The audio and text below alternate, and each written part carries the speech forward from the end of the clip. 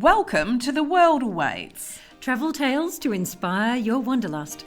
I'm Kirsty Bedford, journalist, editor and travel writer. And I'm Belinda Jackson, author, travel journalist and columnist, and we're your weekly co-hosts.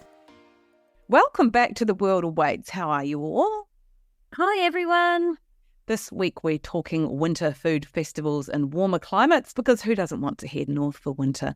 But before we kick into that, Belle and I had the pleasure of going to the multi-award winning musical Chicago last week, which runs until the beginning of June. Oh, what a show. We are so lucky to live in Melbourne, which our overseas listeners, hi there, might not know is the cultural capital of Australia. And we have an entire theatre district. So Chicago, which is the longest running musical on Broadway, is playing at Her Majesty's Theatre right in the heart of Melbourne's theatre district. And it's such a beautiful theatre, isn't it? And so we were fortunate to be hosted by Sofitel Melbourne on Collins, which is the official hotel partner of Chicago. So if you do decide to go and want a little 5-star cityscape, they have packages where you can get accommodation and A-reserve tickets and Chicago-inspired cocktails. And we'll put a link to all that in the show notes. Yeah, gorgeous. And now back to food festivals. If you can't make any of these events this year, then use this intel as booking for next southern winter. They're mostly annual or biannual events. So the crowd favourites include the Noosa Eat and Drink Festival on the Sunshine Coast, which takes place at the end of May and has more than 75 events. And if I had to pick something, part of this year's event would be the multi-award-winning Melbourne chef and restaurateur George Kalambaris, who teams up with Sarah Todd, who's a really exciting name in the Indian food scene, and they're doing a collaboration brunch. And then there's also traditional long lunches, Italian style, and a tour of local gin distilleries. 75 events. Imagine trying to get your way around all of that. You couldn't do it. You couldn't do it. No. Amazing. No. Gosh, that'd be a great thing to try and achieve, right? Tick that one off the list. So I love this one, but in the month of June is Scenic Rim Eat Local Month, which is your backstage pass to the farms, wineries and food stories of the region, which is in the southeast of Queensland.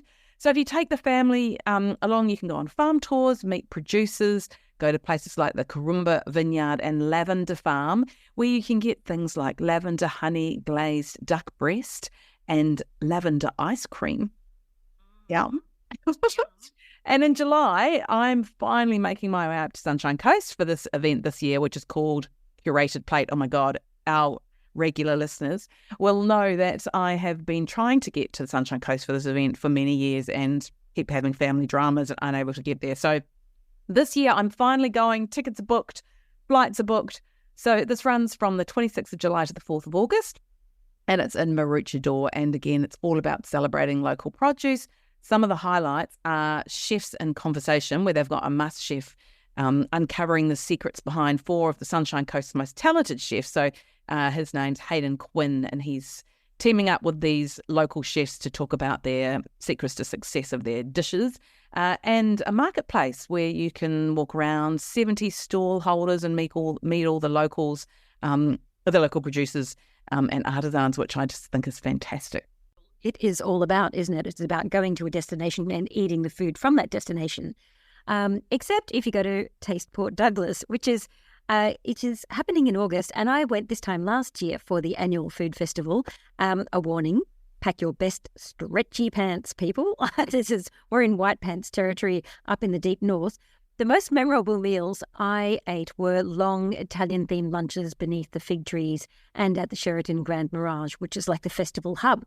And I actually went to some of the outdoor cooking classes where Melbourne chef Jerry May, who specialises in Vietnamese cuisine, transformed my chicken game. She taught me how to poach a chicken, which I have actually done very successfully to great acclaim here at home. It was amazing. And it was so easy, Kirsty. It was just like, whack the chicken in, because Jerry doesn't muck around, she's just slapping things around. So on a Sunday morning, everyone's sitting there drinking a little bubble, sitting, with a beautiful outdoor stall. The beach is lapping in the background and she's hurling chickens around like it's nobody's business. It was incredible. But this year, for the first time, events will be held in both Port Douglas and in Cairns.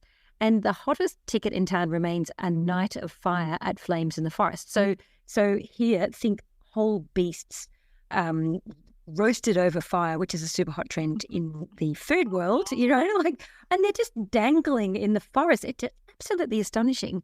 And also, this year I would keep an eye out for whatever. Did you say the beasts are dangling in the forest? Yeah, well, they're dead.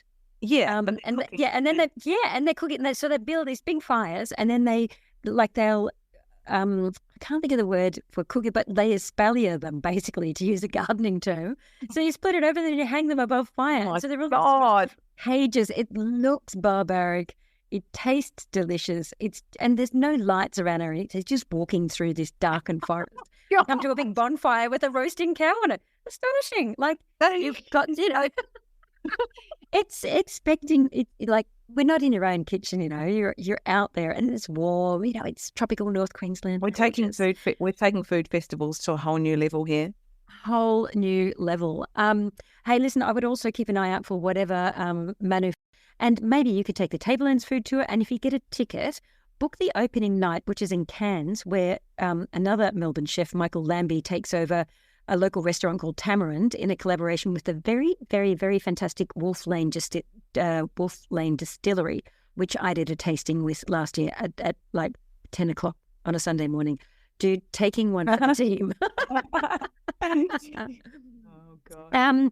Look, also in September, you could head a bit further south down to Brisbane for the sweetest annual event on the Redlands coast, which is the Redfest Strawberry Festival, where you can pig out on strawberry jams, ice cream, strawberry scones, but you have to save room for the famous strawberry eating competition. Do you reckon you could compete in that one? No, I couldn't. Last time I overate strawberries, I broke out in an entire rash.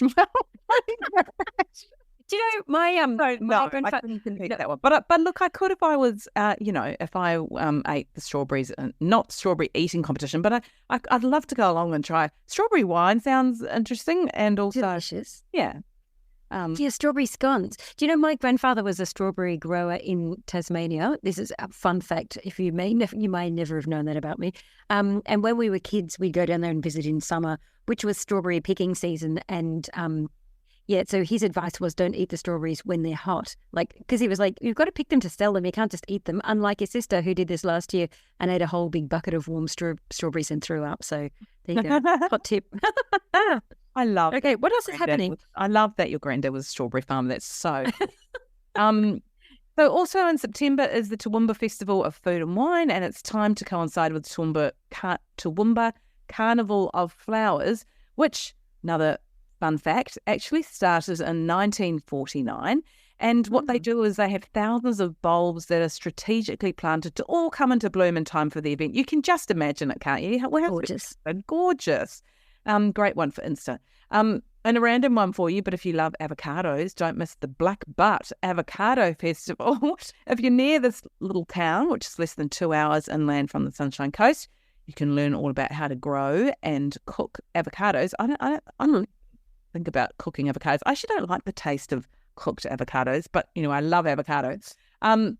Enjoy live music, street entertainment, and historical tours of the town, and you can even compete in the Avo roll for a chance to win $1,000. I don't. What's an Avo roll? We'll have to Google that one. I'm guessing you roll an avocado, and then whoever wins the Avo roll gets $1,000. I can do that. My next favourite one is I went to the Territory, staying up north in the warmer climates. So in the Territory, do not miss the Taste of Kakadu, which is at the end of May. And it's been running for 7 years now, and it's all about local cuisine. And throughout the festival, you have the opportunity to learn about how the local Indigenous people have a really deep connection to the region. And, the food foraging is just amazing up there. It's so fertile. You've got lotus and lily flowers, crocodile, there's, buffalo and stuff like that. So it's like a giant picnic if you know where to look. Oh. And another one I'll mention is the Chinchilla Melon Festival, which is actually in summer in 2025. And at this event, you can, wait for it, people, ski on watermelons and take on the melon tossing challenge. So I did one up. And I looked it up, and what they do is they put watermelons on their feet, and they use a watermelon as a helmet or something that looks like maybe it's a helmet that looks like a watermelon, and then they slide down a wet, slippery tarp with watermelons on. Like, can you just imagine entire watermelons on their feet? Oh. But anyway, we laugh about all of these incredible and funny events, but the real point of these events is that you are giving it back to the community. So you're putting valuable dollars back into these communities, which is much needed. So if you are going to any of these events, just remind yourself of the what you're doing and how it's their livelihood. So you're actually, you're helping these producers and artisans, with maintaining their livelihood. So it's really important. Can I just put a quick plug in for Bacon Fest in Kingaroy, because I love it. I know I've mentioned it before, but I just can't go past it. Kingaroy, famed for peanuts. But you know what? A weekend spent eating bacon. I don't even eat bacon, really, but how cool is that? I don't eat bacon either. Bacon Fest. It's such a great name. Whoever came up with it is a genius. Bacon Fest. Yes, there are. Some of these events have fantastic names. We'll put a link in the show notes. So you can grab an esky, or if you're a Kiwi, your chili bin, and head out to those regions and support local producers. You're listening to The World Awaits. We'd love it if you could leave us a rating and review on your favourite podcast platform. This week, I chat to Bruce Poon about his decision to take his travel company G Adventures into the luxury space, why there's increasing demand for a luxe experience while still stepping out of your comfort zone, and how these new G Luxe experiences will transform travel. Welcome to the show, Bruce. Thank you. Thanks for having me. It's so great to have you back again. Last time we covered this briefly, but just in case any of our listeners didn't listen to the last interview, that was a while back, tell us a bit about how you got into travel. Oh, boy. I mean, I started G Adventures back in 1990. So it's 34 years ago. Travel was very different back then. This is before email, internet, even the fax machine, actually. So, I went backpacking through Asia and had my entrepreneurial eureka moment when I saw all these kind of air-conditioned coaches and, compound resorts, and realized that people aren't really seeing local people and interacting with local cultures when they're on holidays. And really the original kind of eco-tourist was the backpacker. We originally were bridging the gap between mainstream travel and the backpacker, making it comfortable, accessible, and easy, but giving it a grassroots experience. And so I came home from that trip with the idea to start running tours that, the world had never seen before, using local transportation, staying in small family-run, locally owned accommodations, really focusing on local people benefiting from you being in their country. And then it took off from there. Had you travelled a lot as a child? Was it something that that was sort of instinctively in you to want to get out and see the world, or were your parents involved in travel?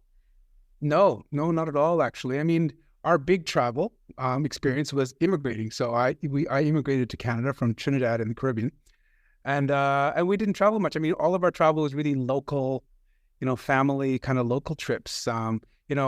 I do say, like, my big first trip, I was 12, and I went on another one, I was 14, and those really inspired me because it was my first kind of experience traveling. But it was just reading, to be honest. I mean, I used to be fascinated by reading about other cultures. Kind of talk about it in my book, Loop Tale, that I was really infatuated or really into dogs.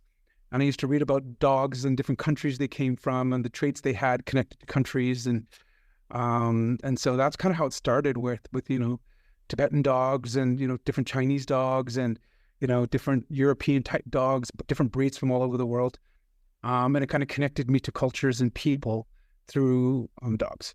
And that's how I, got interested in other countries and cultures. And then and then it's just something that I knew I was raised in kind of well, it's not a small town, but it's a small city in Canada. And I always, wanted to see the world. I started having these desires to want to see other cultures and other people and see who I was sharing the planet with. And you've certainly made up for it. I'm sure you've seen most of the world by now. So tell us a bit about this new G Lux collection, and so why G Adventures decided to get into the world of luxury travel. Well, the decision first and foremost came from data from what our customers wanted.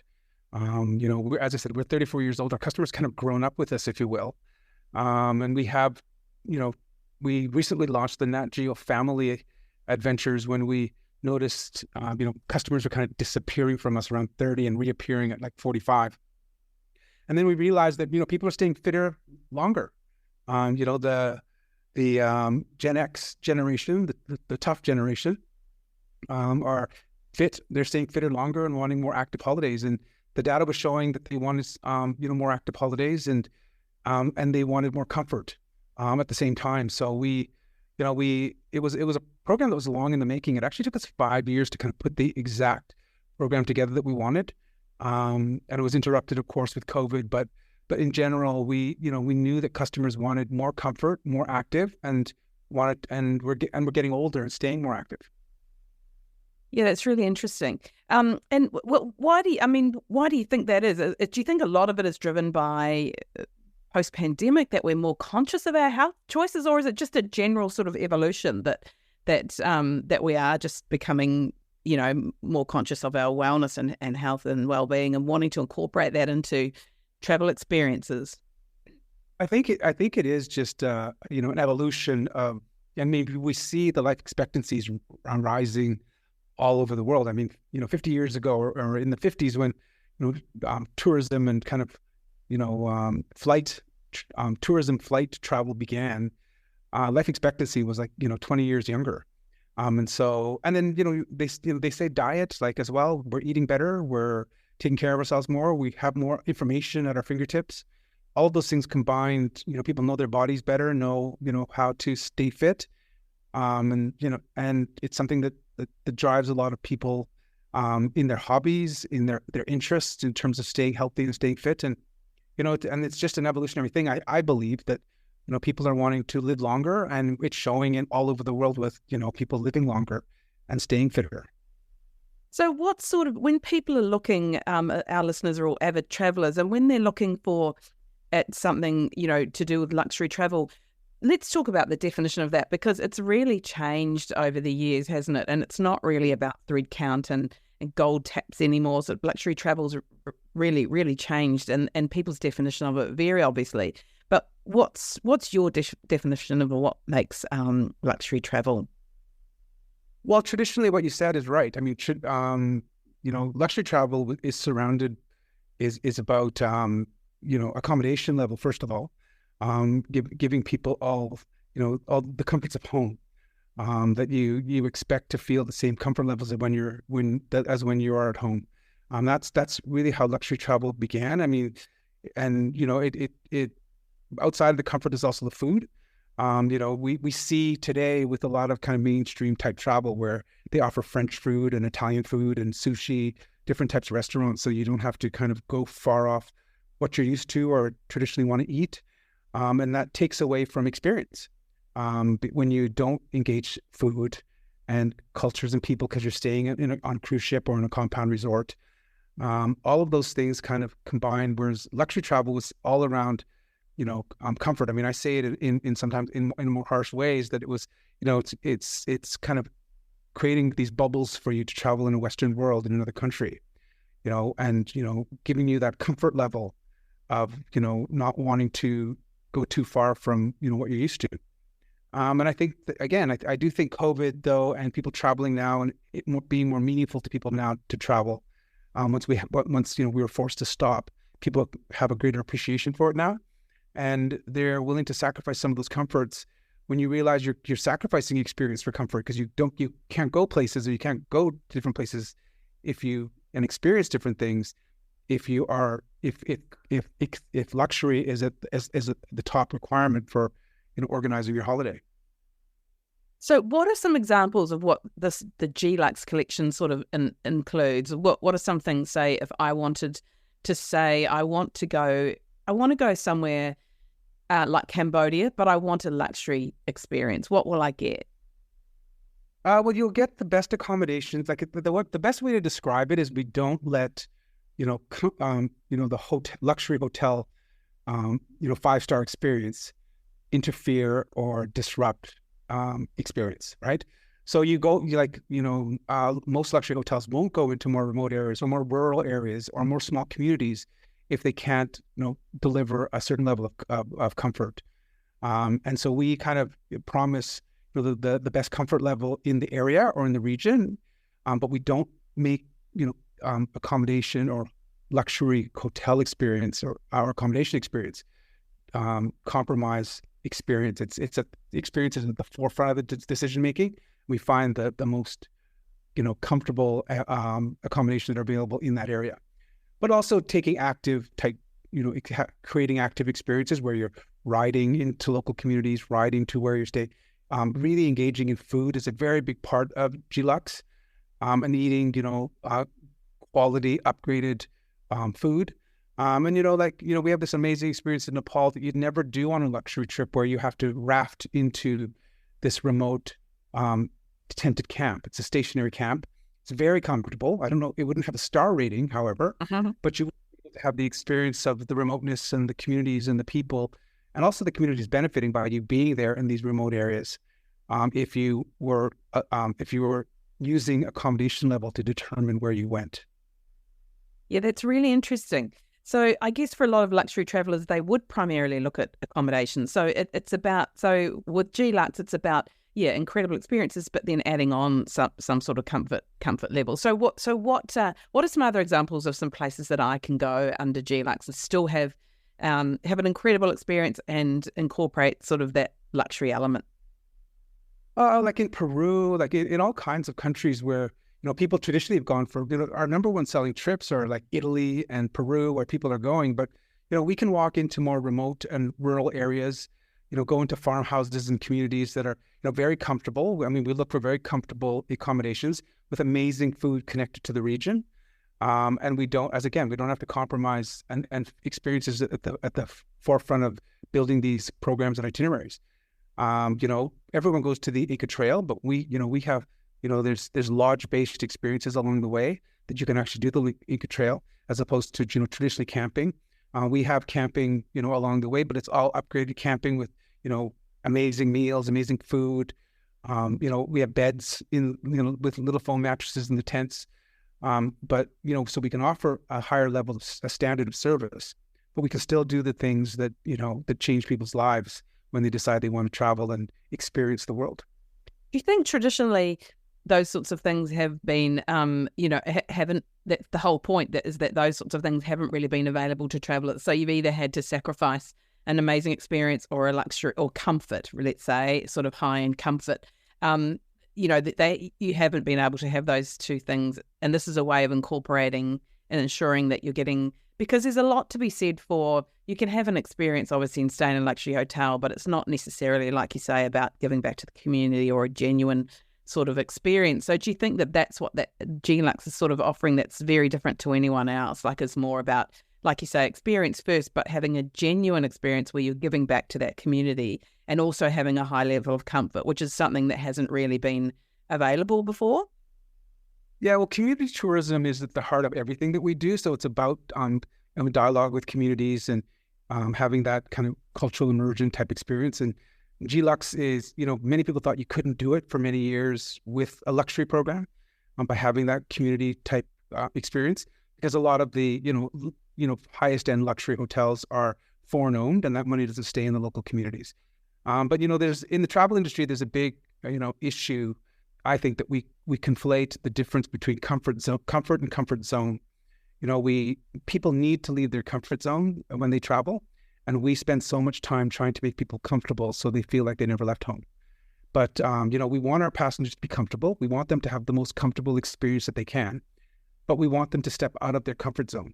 But travel has traditionally, catered to comfort zone, so people feel like they never left home, and that's why we went through that era of thread counts on sheets, and the fact that you can have 10 restaurants, and making sure that when you go, you can eat Italian food or French food or sushi. You'll get the type of food you want to eat as opposed to eating local cuisine. And so when you take, but travel is not travel as far as we're concerned at G Adventures unless you can step out of your comfort zone, because that's the beautiful thing about travel. And that's really because you have the opportunity to transform lives when you travel, but you have to be able to step out of your comfort zone. And it's not just your life, it's also the communities that you visit, their lives. And when you kind of have that reciprocity in your, in the idea of you going on holiday, travel is a beautiful emotional experience and can be a transformational industry that, we've never, as an industry, we've kind of shied away from by really catering to comfort zones, making sure people had all the comforts of home. But then they don't benefit when they come home, where they really appreciate where they come from when they've actually stepped out of their comfort zone. You get all those great things from travel when you step out of your comfort zone, like coming home and having a greater appreciation of where you come from and understanding your place in the universe and, more tolerance and, more compassion. All of those great things come from travel. But in order to achieve those things, you have to step out of your comfort zone and experience and, how other people live in the world. It's just such an incredible insight and so very true. And the core of really what G Adventures is all about, really. So, what's the difference in with the G Lux collection? Is there a much higher price point for travellers? Well, there is for us. I mean, it's our highest level of service that we offer. I mean, we also have National Geographic Journeys, which has traditionally been our highest level of service. And G Lux is a higher price point, but it is a lot less than what's available out there. I mean, it's when you look at it, when you compare it to other luxury kind of products or programs, we're much cheaper because we're going into more remote areas and it's naturally cheaper for the most comfortable accommodations. It is a higher price point for us overall, but it's in when you look at the landscape of the market, G Lux is very well priced and it's actually quite reasonable for people who want that level of comfort and want to, want kind of advanced kind of, comfort level as well as upgraded kind of food experience, but, want to still engage in communities and really support community tourism. So you're hoping, and I guess that's the whole point of this, is that it will open travel, the type of travel that you're talking about, like making sure that we're getting out of our comfort zone and that we're engaging with communities to a whole new audience. Yeah, I mean, we're seeing a whole new audience anyways coming out of COVID. Like there's more and more people that, aren't prepared to get back on a cruise ship or a crowded, resort. And so they still want to travel, but they are more purposeful in why they want to travel. I mean, COVID hasn't gone away. We've just we've just adapted to it. And so there's inherent risk in traveling still. So travel has to be more important to you if you want to travel. And that's the best place we can be in the travel industry. That travel is important to people and it's more meaningful to them and they're more purposeful in their decisions. I think prior to COVID, we'd gotten to a place where we were selling amenities over destination. I think it's the most dangerous place to be in the world if destination's irrelevant. If people don't care where they go, as long as they get the comforts and they get the 10 restaurants and they get the swim at bars and they get to drink the liquor or beer brands that they want to drink. Once the destination is no longer relevant, I think it's a very dangerous place for us to be in the travel industry because we end up just selling capacity, and we're commoditizing holidays and experience. Yeah, wow, so interesting. So where to from here with G Lux and G Adventures? Like where to from here for traveller experiences? Obviously, you've got a pretty strong core product and direction of how you're trying to engage travellers in destinations and experiences. Where do you go from here?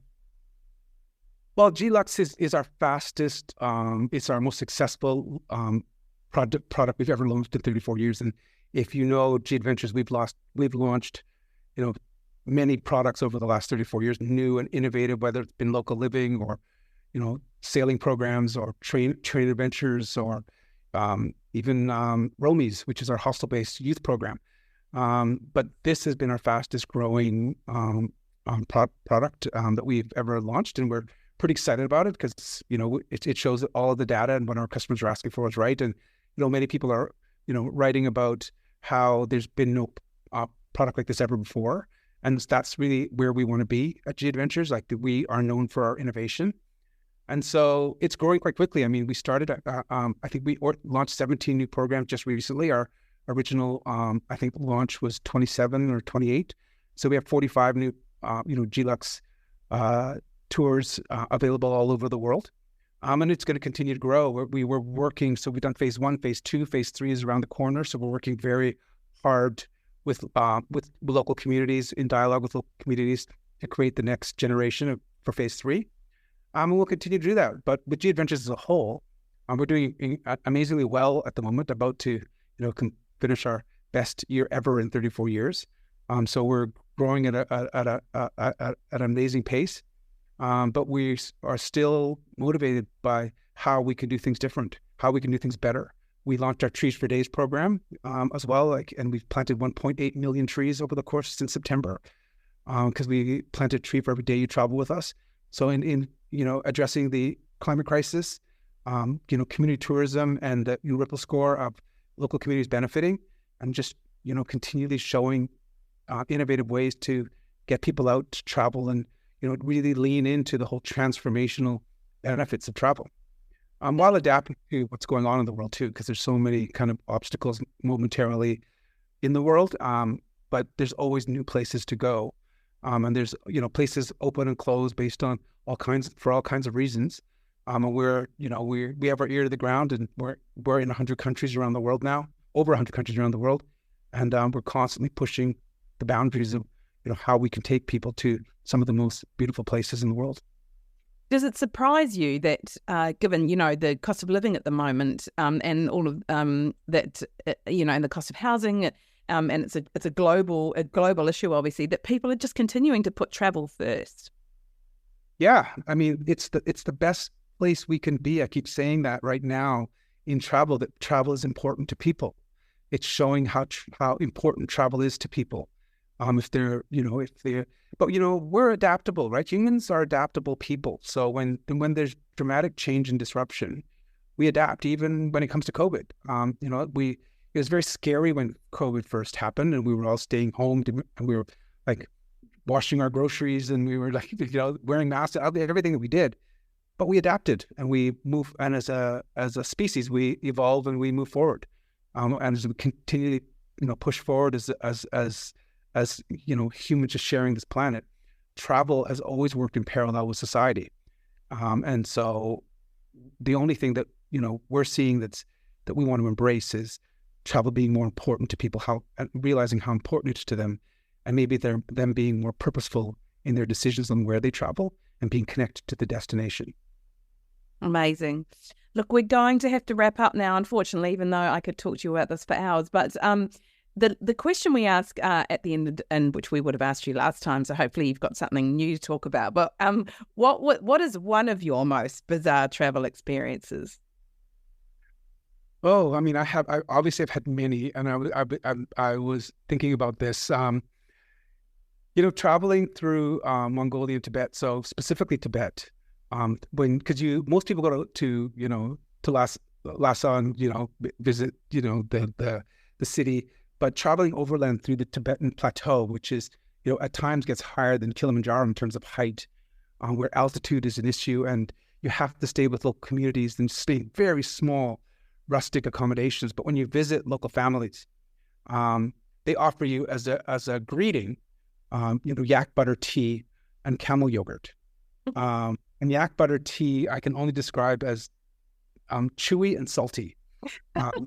We shouldn't be chewy and salty. Let's just say that. And but everywhere you go, and you can't be rude and just say no, and you kind of have to find ways to pretend you're drinking it. And I find it always very awkward when you go to a family and they're that bizarre moment where they bring out the platter to give you some yak butter tea to show their appreciation for you visiting, and you have to somehow pretend and get rid of it. And then, so you kind of end up taking it outside, but, going to Europe in Mongolians don't have a way to say, I have to go to the bathroom. It's rude to say you have to go to the bathroom, and they don't have a way of saying that. So you have to say, I'm going to water my horses, but you don't have horses. That's what they say. They say, I've got to go water my horses, but I arrived there in a vehicle, of course, but you say, I'm going to water my horses. and then you go out with and kind of dispose of the tea and the yolk. Love it. All right. Look, thank you so much. It's been amazing talking to you today, and I really appreciate your time. Thank you for having me.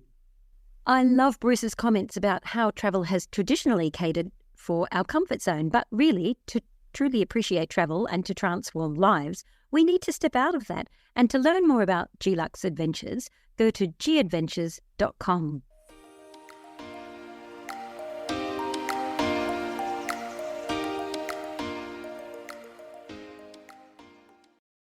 Our tip this week is how to book an airport hotel when you're in transit. This is something really for those of us who are flying economy, which is most of us. So in Australia, we only have one hotel inside the airport, which is the Sydney Airtel. So it's clear when you're booking that obviously you know you're going to be inside the international terminal, but it's not always so clear, is it, Belle? No. The key is knowing if your hotel is airside or landside. And a really good example of this is in Kuala Lumpur. I've been going through KL a lot in the past 18 months, and they have 2 transit hotels called the Sama-Sama. It gets a bit tricky. The Sama-Sama Express is airside in Terminal 1. So that means you get off your flight and you walk straight to the hotel. You don't clear customs. You don't have access to your checked-in luggage. But the other hotel, the 5-star Sama-Sama Hotel, is landside, meaning you have to leave the airport, clear customs and passport control, and take your bags. I mean, it's only 3 minutes from the gate, but it's still landside. And I've stayed in both, and they're both great in their own way. But you must make this distinction before you book. You think that maybe they would change the name of one or slightly change the name, because that is very, very confusing. And it's a really good point. Well, yeah, absolutely. And so you must remember too that if you are outside the airport and you've booked an airside hotel such as Aerotel, which are all around the world, you cannot check in until you've checked into the flight. And most check-ins open only 3 hours before you fly. So you're not going to get that time to spend in the hotel. I was looking to book one in Muscat in Oman recently, but ended up in a transit hotel on the outside of the airport for a snooze and shower before my 4 a.m. flight. I mean, actually, Oman Air, they were saying, oh no, we open our check-in 6 hours in advance, so you can go and stay there, which would have been great, but I wasn't. So airside, landside, that is a distinction that you must make. Yeah, good tip. And while we're on airport hotels, the dual-branded Novotel and Ibis Styles Melbourne Airport, gosh, what a long name, which is one of the first new build hotels to open at the Melbourne Airport and precinct in 20 years, opens its doors in July. So you can actually walk to Terminal 4 from here. So it's good for those really early flights. And get this, there will be 3 venues. So, oh my gosh, I can't tell you how many times I've stayed in the airport hotel to find that there's nowhere decent to eat. Yes. Closed, that you go in and they're like a restaurant sort of at the front, but there's no one there and it's completely closed. So one will have, there'll be a cafe, a restaurant and a wine bar and an Italian gastro pub. I actually didn't know that Italians had gastropubs. But anyway, that would be awesome for super early morning flights because you can't get a coffee in Melbourne Airport until about 5:30. I know. What is wrong with this picture? But if you stay in the Novotel or the Ibis, you can use High Estate, which will be Melbourne's first airport health and wellbeing club with an indoor heated swimming pool. It's got a sauna, a massage and a gym. And I actually love like having a sauna and whatnot before I get into a flight. Amazing. But look, I'm also going to make a note that the Park Royal, which is a hotel that you see as soon as you walk out of the terminal, I mean, it's been there forever, it recently launched a new short stay facility so that you can pop in for a swim or a nap with 3-hour passes from $109 up to 8 hours for $149, which is brilliant because Melbourne still does not have a quick airport link into the city. Please don't go there. As we know, it's just been dumped in the last budget. So, instead of having to haul yourself all the way out, you can just walk out of arrivals and straight across the road and into the Park Royal, which has been there for just forever. So that is another 2 really great options at Melbourne Airport.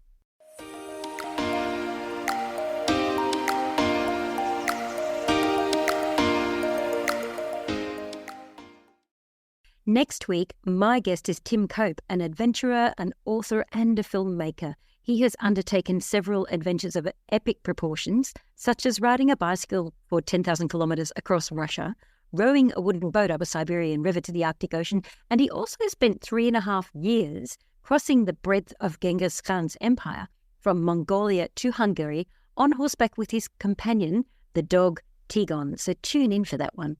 Cannot wait to hear that. And if you'd like to help support our production costs, you can buy us a coffee at coffee.com/theworldawaits. That's ko-fi.com/theworldawaits, so we can continue to bring you inspirational travel interviews with the world's best. That's a wrap for The World Awaits this week. Click to subscribe anywhere you listen to your favourite pods. And where can people find you, Kirsty? I'm at Kirsty Wrights on Instagram. That's KIRSTIE Wrights, WRITES. And where can people find you, Belle? You can find me at globalsalsa.com or on Insta at global_salsa. Thanks for listening. See you next week.